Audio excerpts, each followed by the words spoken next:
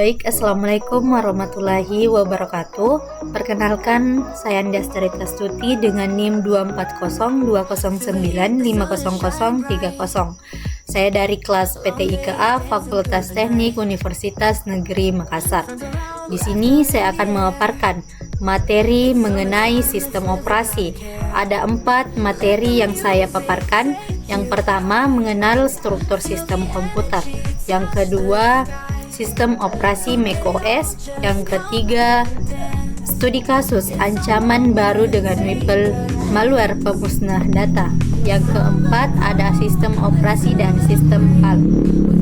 Baik, langsung saja saya paparkan materi pertama, yaitu mengenal struktur sistem komputer. Apa sih itu sistem komputer? Sistem komputer adalah kumpulan perangkat komputer yang saling berhubungan dan berinteraksi satu sama lain, melakukan proses pengolahan data sehingga dapat menghasilkan informasi yang diharapkan oleh penggunanya. Perangkat yang terdapat pada sistem komputer, diantaranya ada hardware. Hardware adalah komponen fisik komputer yang dapat disentuh dan dilihat secara langsung. Adapun fungsi dari hardware ini, yang pertama yaitu sebagai media untuk memasukkan, memproses, menyimpan, dan menampilkan data. Yang kedua ada software. Software adalah istilah khusus untuk data yang diformat dan disimpan secara digital, termasuk program komputer, dokumentasinya, dan berbagai informasi yang bisa dibaca dan ditulis oleh komputer. Dengan kata lain, bagian sistem komputer yang tidak terwujud. Yang ketiga ada brandware.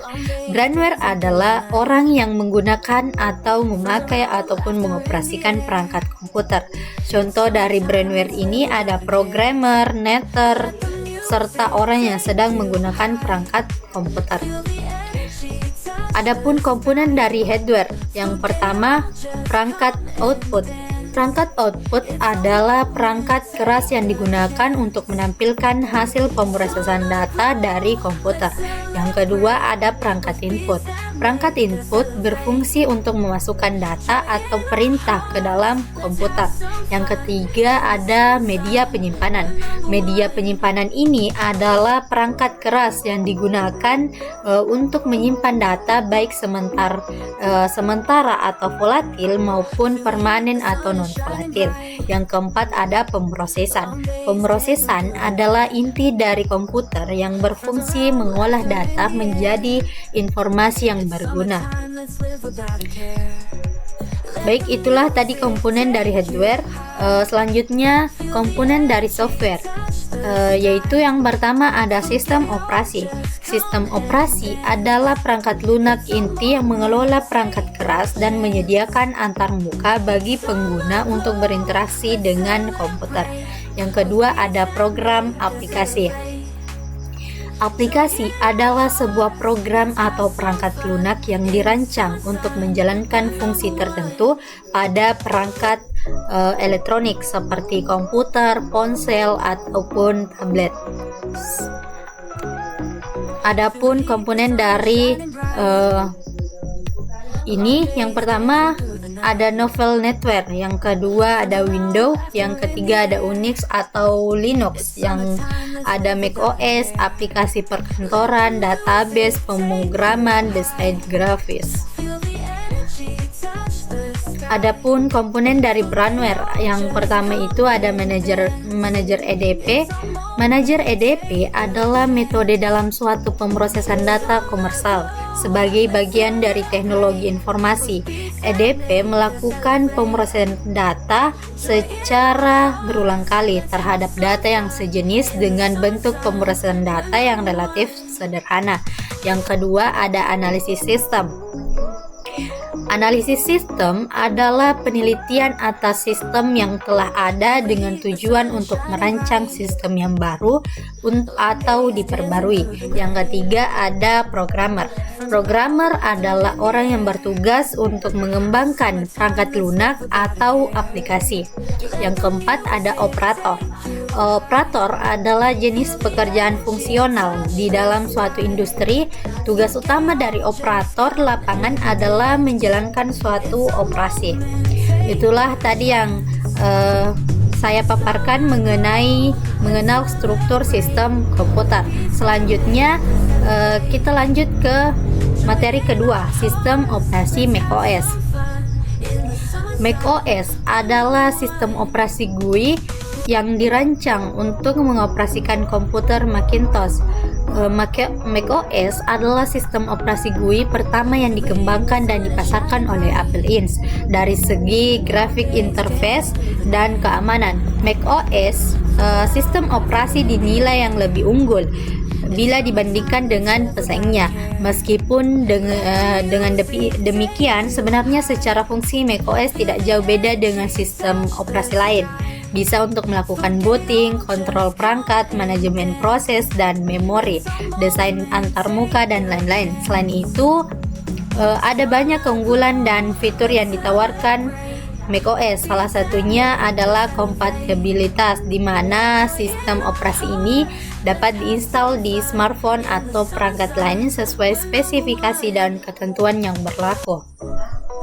Yang kedua, sejarah macOS. Di sini ada gambar sejarah macOS.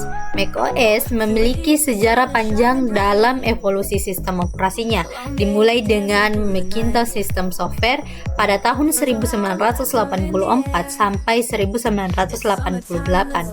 Sistem pertama yang sederhana namun inovatif kemudian berkembang menjadi Macintosh pada tahun 1988 sampai 1955 dengan tampilan lebih modern dan ikon hitam khas Apple pada era macOS 1995 sampai 2002. Sistem ini mulai menggunakan logo Finder biru yang ikonik, menandai transisi menuju antarmuka yang lebih canggih. Pada tahun 2001, Apple merilis macOS X dengan logo Apple biru, lalu diperbarui menjadi versi macOS X 2003 sampai 2012 dengan tampilan lebih elegan. Perubahan besar terjadi pada tahun 2012 sampai 2016, di mana branding menjadi OS X mencerminkan integrasi lebih erat dengan perangkat Apple lainnya. Era modern dimulai pada tahun 2016 sampai 2017 dengan penggantian nama menjadi macOS, menyesuaikan dengan ekosistem Apple lainnya seperti OS dan watchOS. Sejak 2017 sehingga sampai sekarang, branding macOS terus dipertahankan dengan tipografi lebih tegas dan minimalis, mencerminkan desain yang bersih dan modern. Adapun keunggulan dari macOS hadir dengan berbagai keunggulan yang membuatnya menjadi pilihan utama bagi banyak pengguna komputer. Sistem operasi ini dibangun dengan fondasi keamanan yang superior, menghadirkan perlindungan berlapis terhadap virus dan malware melalui sistem exported dan gatekeeper yang terintegrasi. Stabilitas tinggi yang dimiliki macOS berasal dari basis Unix-nya, memberikan performa yang konsisten dan handal untuk berbagai kebutuhan komputasi. Eksklusivitas Apple dalam mengembangkan hardware dan software secara bersamaan menghasilkan optimalisasi yang sempurna, menciptakan pengalaman pengguna yang mulus tanpa gangguan. Adapun fitur update macOS, pembaruan terbaru macOS membawa sejumlah fitur inovatif yang semakin memperkaya pengalaman pengguna. Visual Lookup hadir sebagai fitur cerdas yang mampu menganalisis dan memberikan informasi dari gambar secara otomatis. FaceTime kini dilengkapi dengan kemampuan reaksi animasi otomatis yang membuat percakapan video lebih hidup dan interaktif. Safari browser bawaan macOS mendapatkan peningkatan keamanan dengan fitur privat. Browsing ini yang dilindungi oleh kata sandi. Integrasi widget dari iPhone ke ke Mac memberikan kemudahan akses informasi yang seamless antar perangkat Apple. Presenter overlay memungkinkan pembicara tampil di depan materi presentasi dengan lebih profesional.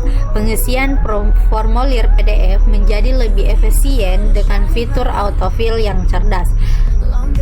Sistem autocorrect yang ditingkatkan membantu pengguna menghindari kesalahan pengetikan dengan koreksi otomatis yang ditandai garis bawah. Screensaver baru menghadirkan pemandangan slow motion yang memukau, sementara Siri kini dapat diaktifkan tanpa perlu mengucapkan kata "hey" terlebih dahulu. Adapun kekurangan dari macOS, yang pertama hanya dapat digunakan pada perangkat Apple, yang kedua harga yang relatif mahal, yang ketiga tidak bisa digunakan bersamaan dengan sistem operasi lain, yang keempat lebih berfokus pada kegiatan grafis dan kurang mendukung game. Baik, itulah tadi materi tentang sistem operasi macOS. Selanjutnya, studi kasus tentang ancaman baru dengan wiper malware pemusnah data. Adapun analisis mendalam tentang kasus ini, seiring dengan evolusi ransomware, ia menjadi lebih kompleks dan merusak. Memberikan ilustrasi yang jelas tentang evolusi ini meskipun dirancang untuk menghapus data secara permanen. Integrasi malware telah meningkatkan resiko secara signifikan.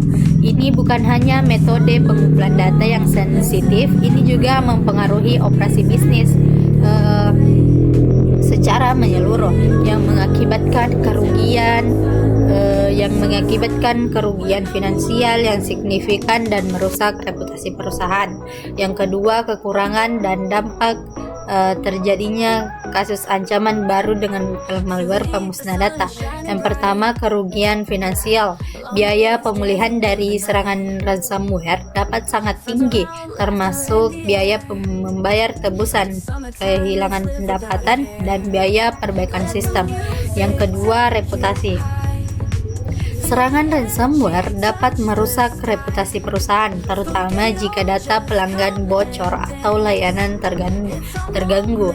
Yang ketiga, ada gangguan operasional. Serangan dapat menyebabkan gangguan operasional yang signifikan, termasuk penutupan pabrik, pembatalan layanan, dan gangguan rantai pasok.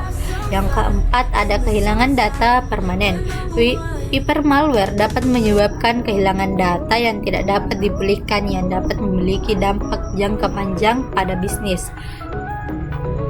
Apa yang terjadi pada ancaman baru dengan hypermalware pemusnah data? Yang pertama, ada motif finansial. Pelaku ransomware termotivasi oleh keuntungan finansial. Dengan mengintegrasikan hypermalware, mereka meningkatkan tekanan pada korban untuk membayar tebusan dengan ancaman kehilangan data secara permanen. Yang kedua, ada motif politik. Beberapa serangan seperti NotPetya dan Shamon diduga memiliki motif politik, digunakan sebagai alat untuk sabotase atau destabilisasi negara atau organisasi tertentu. Yang ketiga, perlombaan senjata siber. Persaingan di antara pelaku ancaman mendorong mereka untuk terus mengembangkan teknik baru yang lebih canggih dan merusak. Yang keempat, ketersediaan alat. Ketersediaan alat dan kit ransomware di dark web memudahkan pelaku untuk melancarkan serangan tanpa perlu memiliki keahlian teknis yang tinggi. Yang keempat, keamanan. Saat ini, keamanan siber menghadapi tantangan yang lebih kompleks. Sementara ancaman terus mengembangkan teknik-teknik baru, organisasi seringkali kesulitan untuk perkembangan baru. Yang kelima, ada penanggulangan dan solusinya. Cadangan data yang kuat. Implementasikan strategi cadangan data yang komprehensif, termasuk cadangan offsite dan airdrop. Yang kedua, pembaruan sistem. Selalu perbarui sistem operasi, aplikasi, dan perangkat lunak keamanan dengan patch terbaru. Yang ketiga, ada edukasi karyawan. Tingkatkan kesadaran karyawan tentang ancaman siber dan latih mereka untuk mengendali dan menghindari taktik phishing. Yang keempat, segmentasi jaringan. Bagi jaringan menjadi segmen-segmen yang lebih kecil untuk membatasi penyebaran malware. Yang kelima, ada analisis perilaku. Gunakan alat analisis perilaku untuk mendeteksi aktivitas pencurigaan pada jaringan. Memiliki rencana respon insiden yang teruji dan siap digunakan. Pertimbangkan untuk membeli asuransi siber untuk melindungi dari kerugian finansial akibat serangan ransomware. Adapun kerugian terjadinya kasus ini, yang pertama kerugian finansial langsung, yang ketiga kerugian finansial tidak langsung, yang ketiga kerugian data, yang keempat gangguan operasional. Adapun serangan yang dapat terjadi, ransomware sebagai service atau RaaS, model bisnis baru yang memungkinkan pelaku dengan sedikit keahlian teknis untuk melancarkan serangan ransomware. Yang kedua, serangan targeted. Serangan yang dirancang khusus untuk menargetkan organisasi tertentu dengan memanfaatkan kerentanan yang spesifik. Yang ketiga, serangan suplikan, serangan yang menargetkan pemasok atau mitra bisnis untuk mendapatkan akses ke jaringan organisasi yang lebih besar. Yang keempat, ada serangan double extortion. Pelaku tidak hanya mengekskripsi data, tetapi juga mengancam akan mempublikasikan data yang dicuri jika tebusan tidak dibayar. Adapun kesimpulan dari kasus ini yaitu ransomware terus berevolusi menjadi ancaman yang lebih agresif dan merusak dengan metode baru seperti malware dan model RaaS. Organisasi di berbagai sektor kini menghadapi resiko yang lebih besar. Sektor-sektor seperti kesehatan, energi, manufaktur, dan keuangan telah menjadi target utama dengan dampak sosial dan finansial yang signifikan. Menghadapi ancaman ini, organisasi harus mengambil langkah produktif, termasuk memperkuat keamanan jaringan, melakukan backup data, dan melatih respon insiden. Dengan pendekatan yang tepat, resiko dari ransomware dapat diminimalkan, melindungi data operasi dan reputasi organisasi di tengah lanskap ancaman siber yang terus berkembang. Itulah studi kasus yang mengenai ancaman baru dengan user malware pemusnah data yang bisa saya paparkan. Selanjutnya mengenai sistem operasi dan sistem call macOS. Apa sih itu sistem operasi macOS? Sistem operasi macOS adalah sistem operasi yang dikembangkan oleh Apple Inc. khusus untuk komputer Macintosh. macOS menyediakan antarmuka grafis yang intuitif dan berfungsi sebagai platform bagi aplikasi perangkat lunak yang dijalankan di komputer Apple. Sedangkan sistem call di macOS mengacu pada kemampuan untuk melakukan dan menerima panggilan telepon langsung dari komputer Mac Anda. Fitur ini terintegrasi erat dengan ekosistem Apple, memungkinkan Anda menggunakan Mac sebagai perpanjangan dari iPhone Anda. Perbedaan antara sistem operasi macOS dan sistem call dari segi fungsi dan tujuan utama. macOS adalah sistem operasi yang dikembangkan oleh Apple Inc. khusus untuk komputer Macintosh. macOS menyediakan antarmuka grafis yang intuitif dan berfungsi sebagai platform bagi aplikasi perangkat lunak yang dijalankan di macOS. Sistem operasi macOS adalah perangkat lunak inti yang mengelola seluruh operasi komputer Mac. Ia bertanggung jawab atas manajemen perangkat keras antarmuka pengguna, menjalankan aplikasi manajemen file dan keamanan. Tujuan utamanya adalah menyediakan lingkungan yang stabil, aman, dan efisien bagi pengguna untuk berinteraksi dengan komputer dan menjalankan sebagai tugas. Yang kedua, sistem panggilan di macOS bukanlah sistem operasi, melainkan fitur yang terintegrasi ke dalam macOS. Fitur ini memungkinkan pengguna melakukan dan menerima panggilan telepon langsung dari komputer Mac mereka. Tujuannya adalah memfasilitasi komunikasi telepon melalui Mac, memanfaatkan integrasi dengan iPhone komputer satu Apple. Dari segi sifat dan komponen, macOS adalah perangkat lunak yang kompleks dan menyeluruh, terdiri dari berbagai komponen inti seperti kernel, antarmuka pengguna atau Aqua, sistem file, dan berbagai layanan lainnya. Ia merupakan fondasi yang menjalankan seluruh komputer Mac. Yang kedua, sedangkan sistem panggilan atau sistem call adalah fitur tambahan di dalam macOS yang memanfaatkan integrasi dengan iPhone. Ia bergantung pada fitur panggilan seluler iPhone dan aplikasi seperti FaceTime untuk berfungsi. Yang ketiga, dari sistem ketergantungan dan persyaratan. macOS adalah sistem operasi yang berdiri sendiri dan tidak bergantung pada perangkat lain. Untuk fungsi dasarnya, ia dapat beroperasi sepenuhnya tanpa koneksi internet atau perangkat eksternal. Sedangkan sistem call di macOS sangat bergantung pada iPhone yang terhubung. Fitur ini memerlukan iPhone yang kompatibel dengan fitur panggilan seluler iPhone, koneksi jaringan WiFi yang sama antara iPhone dan Mac, akun iCloud yang sama, dan aktivasi fitur panggilan seluler iPhone di iPhone. Yang keempat, dari segi interaksi pengguna, macOS pengguna berinteraksi dengan macOS melalui antarmuka grafis yang kaya menggunakan mouse, tempad, dan keyboard untuk menavigasi, menjalankan aplikasi, dan mengelola file. Sedangkan sistem panggilan, pengguna berinteraksi dengan sistem panggilan melalui aplikasi seperti FaceTime, menggunakan antarmuka yang disediakan untuk melakukan dan menerima panggilan serta mengelola kotak.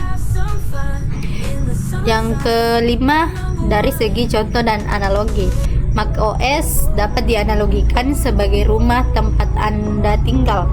Rumah atau macOS adalah tempat Anda melakukan segala aktivitas seperti tidur, makan, bekerja, dan bersantai. Sedangkan sistem panggilan dapat dianalogikan sebagai telepon yang ada di dalam rumah tersebut. Telepon atau sistem panggilan adalah alat khusus yang ada digunakan untuk berkomunikasi dengan orang lain melalui suara. Baik, itulah materi tentang sistem operasi dan sistem call. Baik, itulah tadi materi yang saya paparkan. Cukup sekian dari saya. Wassalamualaikum warahmatullahi wabarakatuh.